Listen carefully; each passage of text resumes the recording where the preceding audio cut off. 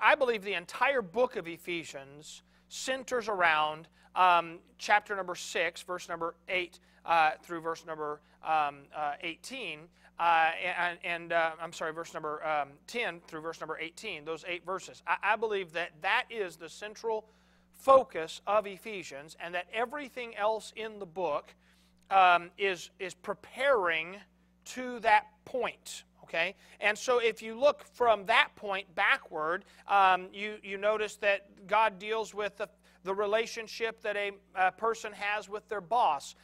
He deals with, prior to that, the relationship that children have with their parents. Before that, he deals with the relationship a husband and wife have together. And there are these relationship issues that are dealt with here. And I think the reason for that is that unless your relationships are right, you cannot put on the armor of God. I think that if a child is not in obedience to their parents, they cannot put on the armor of God. They cannot walk in the Spirit because they're in rebellion.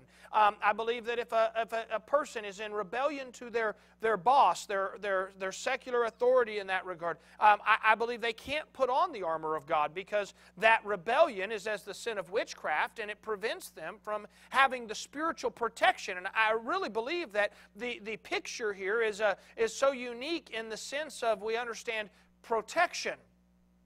Okay, so I've always thought of the 8 things mentioned in 2 Peter as ingredients, things that would be put into a bowl and mixed together to produce a recipe that was proper and right. I've always thought of it that way.